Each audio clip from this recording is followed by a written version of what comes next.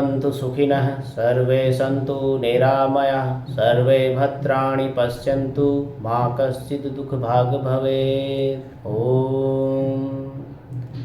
नमस्कार मित्रों, आपका फिर से स्वागत है मेरे चैनल साइंटिफिक योगी सुनील में। तो पिछली वीडियो में आपने देखा था कि हमने बात की थी भस्त्रिका प्राणायाम की। तो आज हम बात करेंगे कपालभाति क्रिया की। ध्यान रखें, कपालभाति एक प्राणायाम नहीं है, ये एक क्रिया है। ठीक है, तो कपालभाति की अगर हम बात करें तो ये बहुत ही लाभकारी क्रिया है शरीर के लिए। तो बहुत सारे रोगों को ये दूर करती है।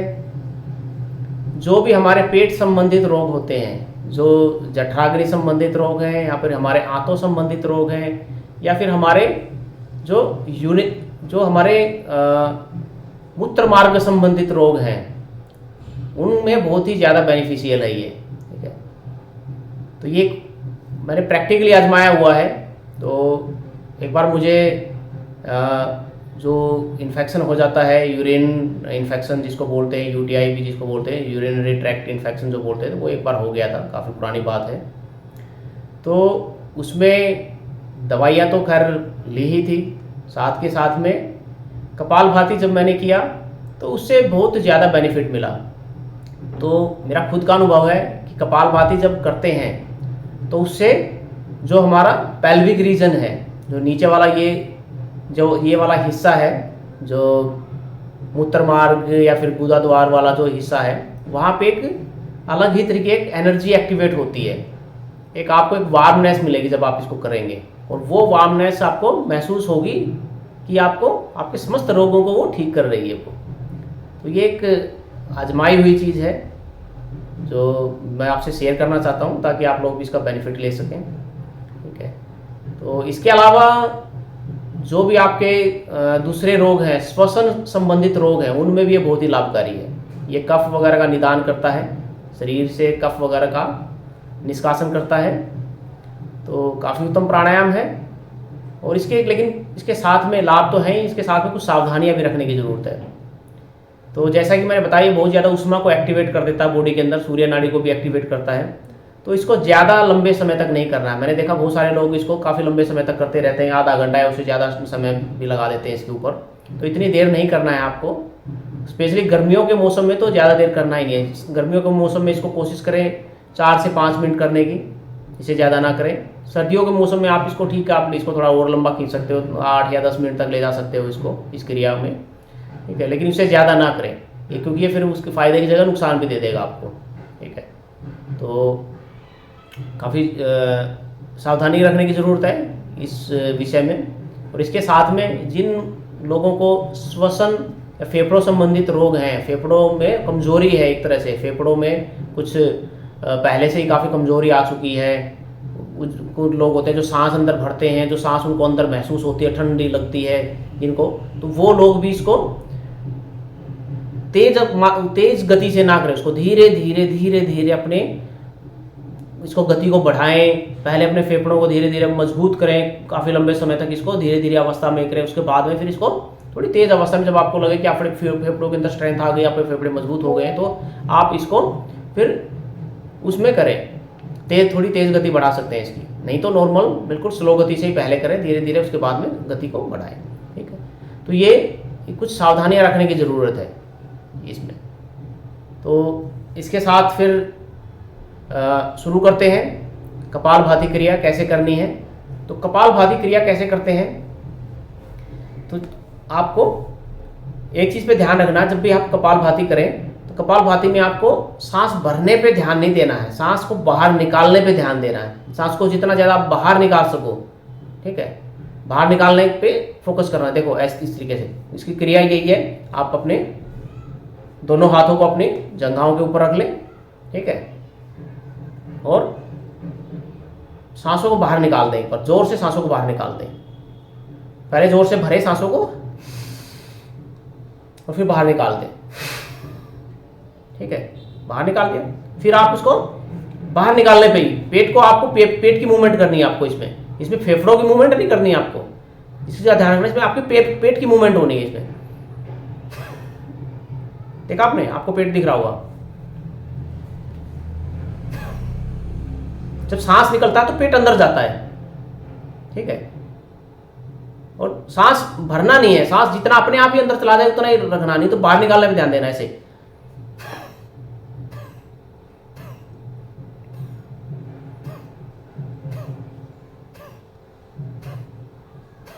पेट को, पेट के नीचे वाला जो हिस्सा, इसको झटका देना है, ठीक है। नीचे वाली जो आपकी जो अपान वायु है और उदान वायु हो, दोनों को झटका देना है आपको, बाहर निकालने की तरफ आपको झटका देना है। आपको पता ही है, आपको नीचे वाली जो आपकी वायु है जो है वो है उदान, सॉरी अपान वायु, जो नीचे बेसिकली नाभि से नीचे वाली जो वायु है उसको उदान वायु कहते हैं, और नाभि से ऊपर जो आपकी फेफड़ों तक जो है, यहाँ तक वायु जो है वो उसको उदान वायु कहा जाता है।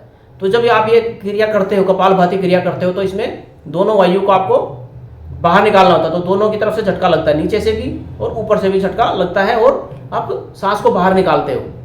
फिर सांस भरना नहीं है, जितना अपने आप सांस चला जाए बस उतनी अवस्था में, जितनी बीच का जो समय मिलता है उतनी देर में जितना सांस अंदर चला जाए वो ठीक है, वो उसको बाहर निकाल देना फिर से, ठीक है। तो इसको थोड़ा सा और मैं आपको करके दिखाता हूँ, ठीक है। तो आपको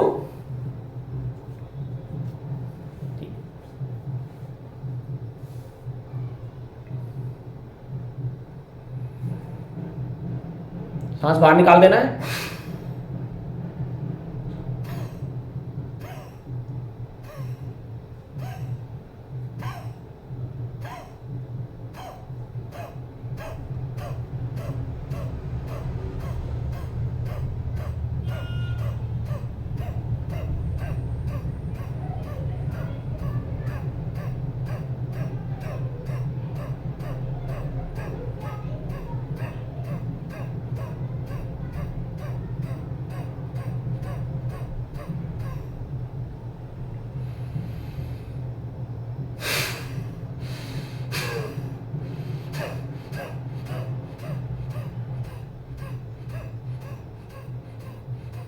शुरू में आपको मंद गति से ही करना है, जैसे ये मंद गति है।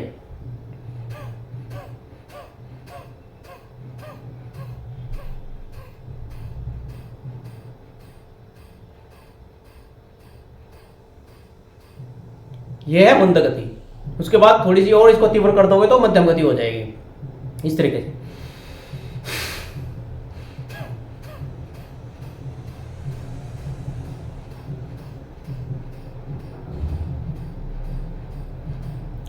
तो इसमें आप देखोगे कि थोड़ी देर में ही, ठीक है, तो थोड़ी देर में ही आपको पेट में खिंचाव महसूस होना शुरू हो जाएगा। आपकी जो मसल्स है, पेट की जो मसल्स है वो खिंचना शुरू हो जाएंगी, ठीक है।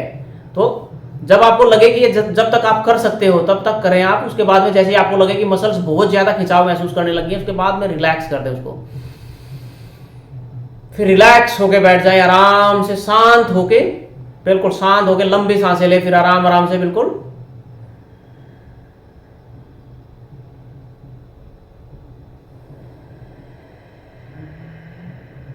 लंबा लें और लंबा निकालें, बिल्कुल डीप ब्रीदिंग, ठीक है। इससे आपका मन शांत हो जाएगा। जो शरीर के अंदर जो सूर्य नाड़ी बहुत ज्यादा एक्टिवेट हो गई, जो बॉडी के अंदर उष्मा, आपको पता चलेगा, आपको उष्मा, शरीर गर्म हो जाएगा आपका एकदम, ठीक है। तो वो उष्मा जो है वो आपकी बैलेंस होनी शुरू हो जाएगी। सूर्य नाड़ी जो है वो ज्यादा एक्टिवेट जो होगी तो काम डाउन, शांत होनी शुरू हो जाएगी उससे, ठीक है। तो ये थी आपकी कपालभाति क्रिया, ठीक है। तो जैसा कि नाम से पता चलता है कपालभाति, कपाल मस्तिष्क, जो ये हमारा जो ये वाला अग्रभाग है ये कपाल कहलाता है मस्तिष्क का, ठीक है। भाति मतलब चमकाना। ये जब क्रिया हम करते हैं तो इससे हमारी कपाल जो है चमकने लग जाता है, इसके ऊपर एक तेज उत्पन्न हो जाता है, ठीक है। तो ये बहुत ही उत्तम क्रिया है कि प्राण जो है वो एक बिल्कुल नए आयाम की तरफ बढ़ने शुरू हो जाते हैं। वो प्राण जो हैं वो आपके मस्तिष्क को शुद्ध करना शुरू कर देते हैं, आपके शरीर को शुद्ध करना शुरू कर देते हैं। तो ये क्रिया है, शरीर कपाल को शुद्ध करने की क्रिया कहते हैं इसको, कपालभाति, कपाल को चमकाने की, कपाल को शुद्ध करने की। जब आप ये करते हो, क्योंकि नोस्ट्रल जब आप जोर से आप सांस निकालते हो, जब आप झटके देके, ठीक है, तो जब आपकी उदान वायु और जो अपान वायु है वो जब मिल के जब झटका लगाती है, तो जब वो वायु जो है हमारे नासिका भाग से, क्योंकि ये आपके नासिका भाग से बाहर निकलती है, तो ये जो पॉइंट आपका सेंटर पॉइंट है, ये बेसिकली क्या है, ठीक है, आपकी सूर्य नाड़ी, चंद्र नाड़ी, ठीक है। राइट नोस्ट्रल आपका सूर्य नाड़ी है और लेफ्ट जो है आपका वो चंद्र नाड़ी है। और जो मैंने बताया था आपको पिछली वीडियो में, हमारी जो तीसरी नाड़ी होती है सुषुम्ना नाड़ी, ठीक है, जो शरीर की जो 3 मुख्य नाड़ियां हैं, ईड़ा, पिंगला और सुषुम्ना, सूर्य नाड़ी, चंद्र नाड़ी और सुषुम्ना नाड़ी, तो ये यहाँ पे मिलती हैं, ठीक है।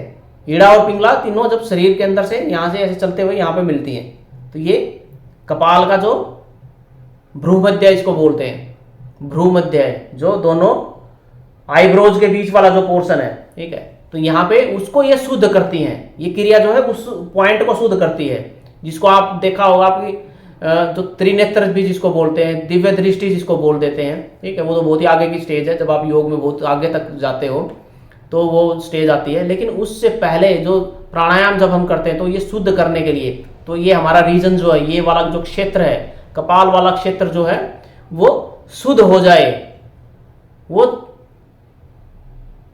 चमक आ जाए जिसके अंदर, जैसे बर्तनों को मांज देते हैं ना, बर्तनों को मांज के बिल्कुल चमक आ जाती है बर्तनों के अंदर, तो इसी तरीके से ये एक तरह से कपाल को मांजने की प्रक्रिया है, ठीक है। कपाल को मांज के कपाल को चमका देते हैं बिल्कुल, ताकि जो है प्राण जो है हमारे सुषुम्ना जो सेंटर पॉइंट है, जो यहाँ पे जो तीनों नाड़ियां हमारी जब मिलती हैं, ईड़ा हमारी सूर्य नाड़ी, चंद्र नाड़ी और सुषुम्ना नाड़ी, तीनों जब मिलती हैं यहाँ पे जाके मिलती हैं, तो ये हमारा दिव्य दृष्टि का जो केंद्र है उसको एक्टिवेट करती हैं फिर ये। और उसको एक्टिवेट करने से पहले क्या है कि हमारे जो मल है, जो श्लेष्मा है, जो कफ है, जो हमारी, आपने देखा होगा ये ज्वाइंट क्या है, आंखों का भी ज्वाइंट होता है यहाँ पे अंदर, ठीक है। तो जो कफ जम जाती है तो आपकी आंखों के भी रोग शुरू हो जाते हैं, आपको धुंधला दिखना शुरू हो जाता है जब आपकी आंखों के ऊपर कफ जम जाती है। तो ये सारे के सारे उन रोगों में भी, नेत्र के रोगों में भी अत्यंत लाभकारी है ये, क्योंकि इससे कफ संबंधित जो है कफ सारी निकल जाती है, ठीक है। तो कफ निकलने के साथ ही आपका जो ये वाला क्षेत्र है दीप्तिमान हो जाता है। तो ये था कपालभाति क्रिया के बारे में, ठीक है। तो उम्मीद है आप लोगों को अच्छे से समझ में आई होगी कैसे करना है और क्यों करना है, इसका साइंटिफिक रीजन क्या है करने का, ठीक है। तो इसी के साथ आपसे विदा लेता हूं।